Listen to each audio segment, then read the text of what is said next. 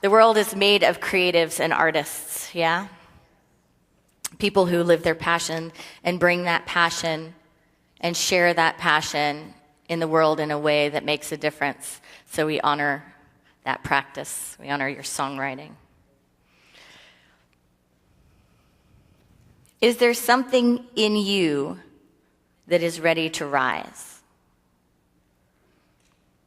Is there something you stand for that is ready to rise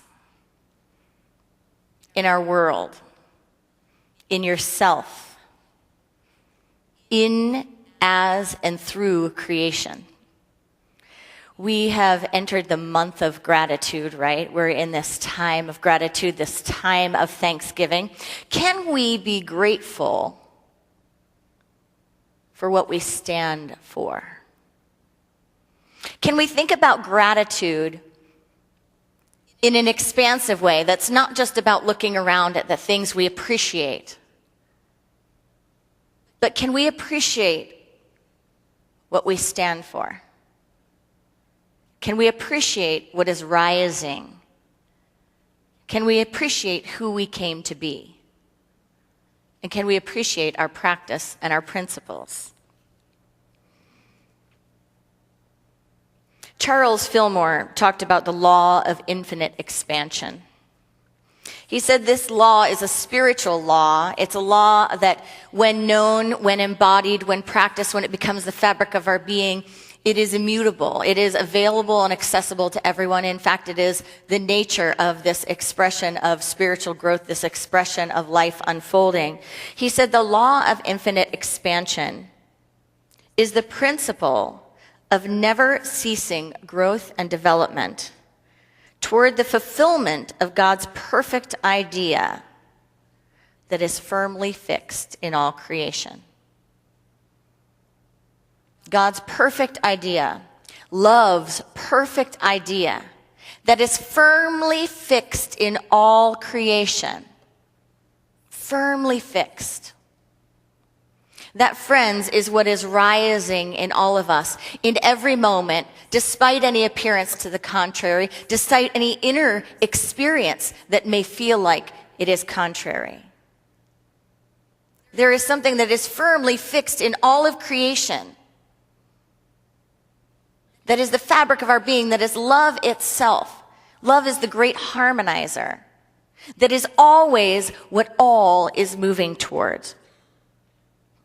We've entered into a great time of growth and development, of purpose, maybe even of accelerated growth and development.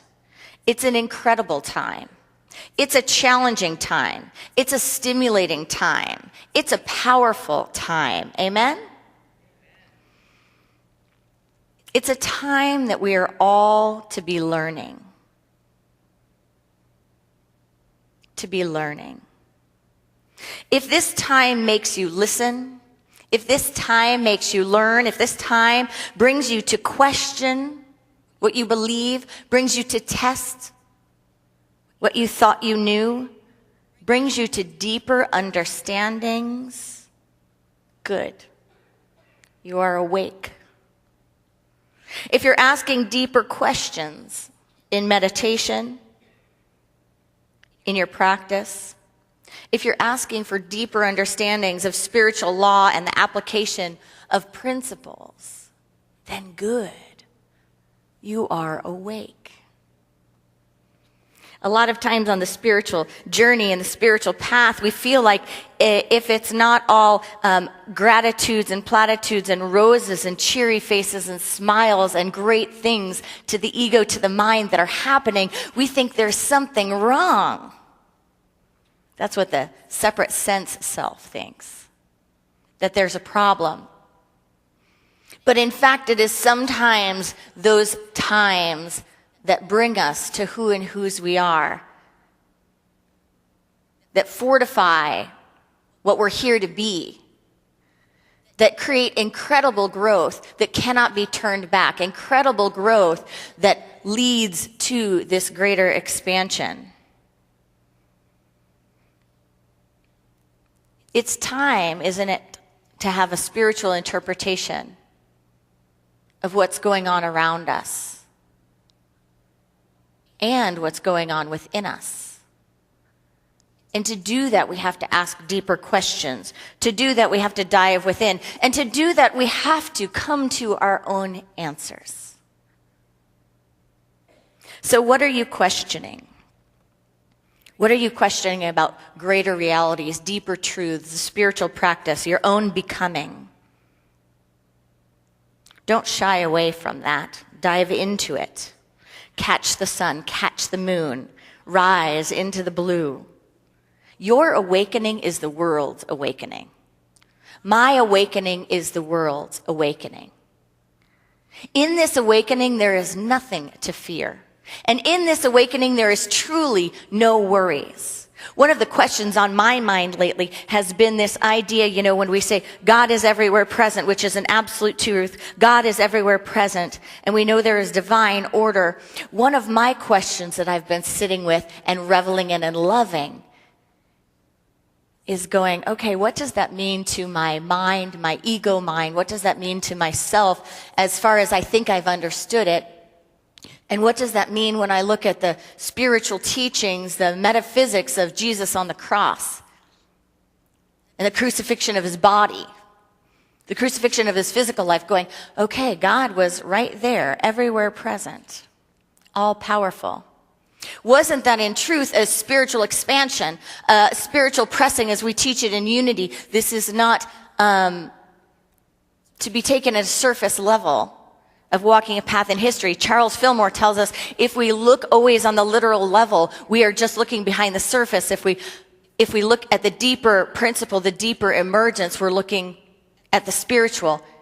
And in unity, we teach that what happened there was a crucifixion of the ego and an expression into the atoms, into the ethers of absolute love, making a demonstration of love on this planet even more pronounced, even more palpable. But in order to get there, we have to look beneath the surface. We have to let go of our attachments to all form, our attachments to all matter. There's even a passage that talks about the master teacher, the great radical rabbi, after the crucifixion having a laugh, kind of going like, was that it? Taking this body? Was that it? So how can we let go of all of our attachments, all of the things we think we know, and dive deeper into our questions, dive deeper into our principles, dive deeper into our practice, and begin to practice gratitude for what we have uncovered personally on our spiritual path, in our own spiritual growth and development, of what we know, that we know, that we know, that we know. And how can we stand in that knowing, in that personal experience, not one that's given to us by a book, not one that's given to us by a religion, not one that's given to us by the news or education or our parents or a limited idea of who and whose we are. That which is given to us by personal experience.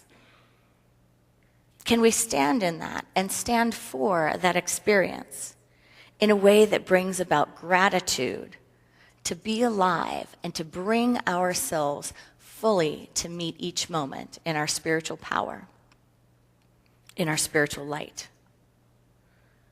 What does unity stand for? And what can we be grateful about unity standing for? Well, unity tells us that when there is chaos on the outside, dive in. That's what unity teaches. When there is discord on the outside, dive in. Unity teaches us that anytime we want to heal, we must come from love. Because love is what heals. Love is the great harmonizer.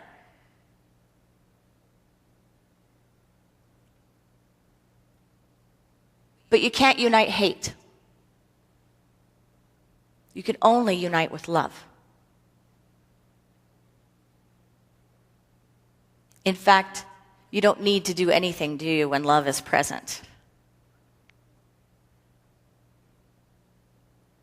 Love is a uniting.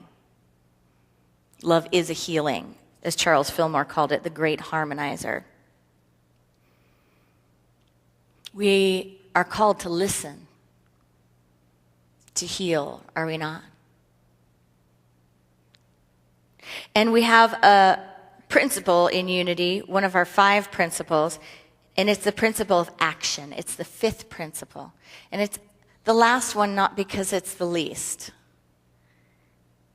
It's the last one because it's the one that matters in this physical realm. That we act on the principles we believe. That knowing these principles is not enough. It's not enough to have them as ideas. It's not enough to philosophize about them. It's not enough to write about them. It's not even enough to talk about them. And sometimes when we think we're practicing them, there's even a deeper level of activating them.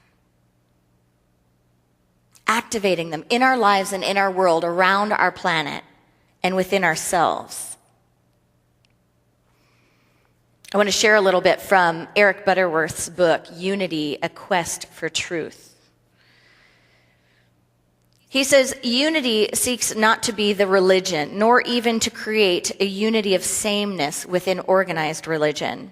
It seeks only to present techniques through which people of all backgrounds and beliefs might better practice or demonstrate spiritual law.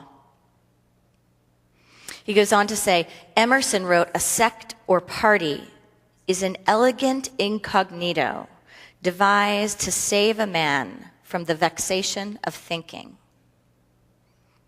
We warn you here and now, unity is no sect in this sense. There will be no attempt to keep you from thinking. As a matter of fact, unless you are willing to think about truth, to think about your relationship with God, to think as you pray, and to pray as you think, there is little that unity can offer you.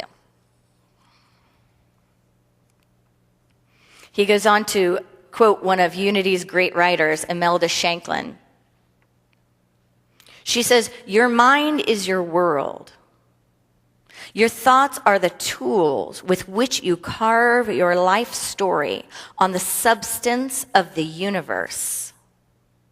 When you rule your mind, you rule your world. When you choose your thoughts, you choose results. Your life is what you think. Think straight, and your life will become straight for you. Practicing the principles, diving in, celebrating and being grateful for opportunities to show up as love. Everything can be seen in multiple ways, no?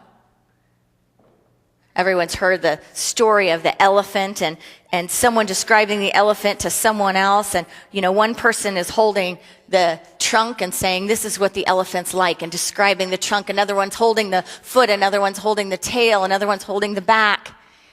And they're all describing, going, no, this is what it is. This is the animal that's right here. This is it. Look, I'm looking at it. Only when we get out of our sense of separation, only when we get out of the ego to think the part of truth, the part of reality that I'm touching is the only one and it should be everyone's. Only when we get out of that practice, out of that illusion and that delusional thinking, only when we get out of it are we free. Only when we begin to live with the life that is your life, that is your life, that is your life, when we begin to say your life is my life and my life is your life, and we develop the spiritual practice, we develop the emotional and spiritual maturity to know that my life is not here to protect this body being called Erin. My life is not here to only experience itself through my own self-interest. My life is, in fact, to reach the greater dream. That is the I am consciousness. That is the image that is imprinted on all of our hearts. That is the true consciousness of the Christ that goes way beyond Christianity. It is known through ancient teachings throughout time. That there is an essence, a presence, a self that is the God self emerging in humanity as humanity. Only when we can step out of the part that we are touching and become called to step into the whole can we recognize the fullness of bringing love in action to our lives and to our worlds. Amen? Eric Butterworth says, it is good to constantly seek for improvement of ourselves and our manner of thinking. But more important than why things have come to us is the question of what we are going to do about them. How we gain strength and stature in rising above them. In the furnace of affliction, I have gained strength. In the furnace of affliction, I have gained strength. One of my favorite passages of Scripture is from Jeremiah 6:16. Stand at the crossroads and look for the ancient path. Look for the ancient paths and ask where the good way is, and walk in it, and find rest in your souls. Unity has very little dogma. That could be argued. But unity has very little dogma. And anyone that stands together in unity stands on this practice of saying, don't take what I say as truth. Test it against your own heart. Test it against your common sense. Test it against your meditation.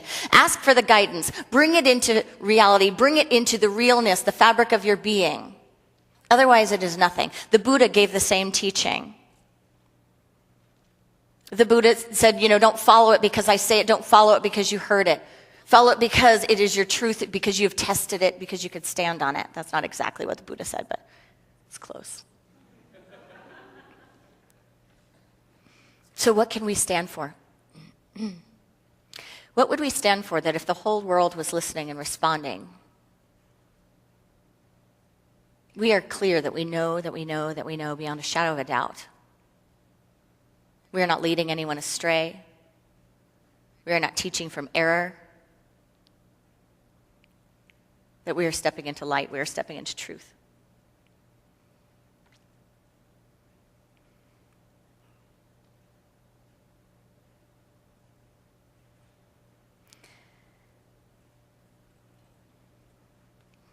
I believe our unity teachings that tell us that we are all offspring of God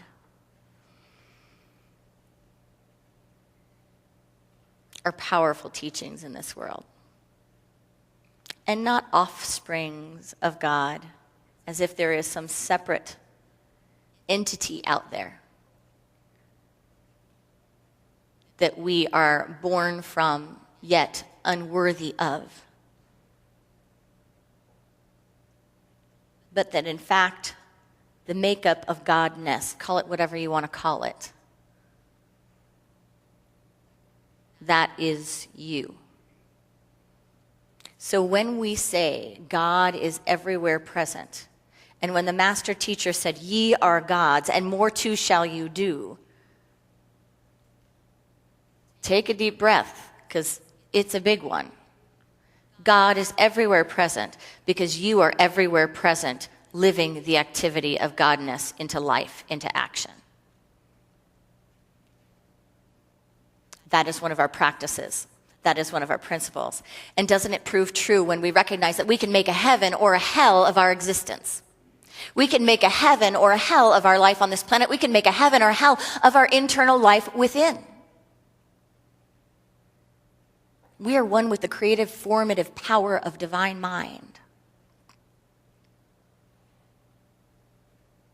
I think that we can be grateful for and stand in gratitude for our practice in unity where we say we believe we are born blessed. We are born blessed. That means we don't think we're born in original sin. That means we don't think one is born more blessed than another. That means regardless of your race, regardless of your economic status, regardless of who you sleep with, who you love, regardless of anything you could possibly think of, we are born blessed. And this is the truth of our being. It cannot be changed. It cannot be altered, not even by action, not even by error thinking. That we are of love. This is the fabric of our being. Are we ready to stand in this practice, stand in this principle, stand in this truth, and bring it to our world in greater ways? We are born blessed. We are worthy. Equality. Human rights. Human rights. Dignity. And the law of infinite expansion. That we stand in our practice truly knowing that these are incredible times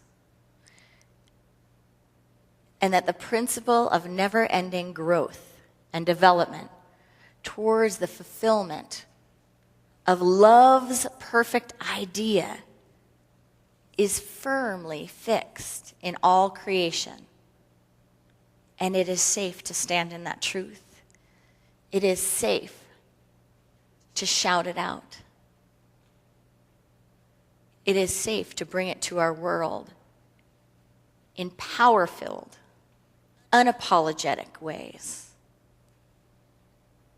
Andrew Cohen said, participation in the process of our own transformation is that raging fire of absolute love in action, moving in our hearts and our minds as the desire for liberation itself. As the desire for liberation itself. I was recently able to presence a very diverse group of people looking at and discussing and speaking about how to change the world, how to bring love into the world, how to heal, how to build bridges. And I was so grateful that our unity teachings, which sometimes we call a great secret, sometimes we say it's this hidden gem in the midst of what's out there, sometimes we say it's just this quiet thunder, and not a lot of people know about it. I was so grateful that our principles and our practice were being taught. They were mainstream. There is a knowing that you cannot heal through hatred. There is a knowing that you can only heal when bringing love. There is a knowing that as we move forward in our own beings and in our world, there is this emergence, this divine blueprint within, and nothing could shut it down. Nothing could even damper its light. That in fact it is the truth and it is the light that will emerge no matter what comes to our physical eyes. No matter. It is absolute. James Allen says the vision that you glorify in your mind, the ideal that you enthrone in your heart, this you will build your life by, and this you will become. This you will build your life by, and this you will become. So let us celebrate today our absolute commonality of the great vision within our hearts, the great vision that we bring in unity, in our own being, in our practice, and in our world. Namaste.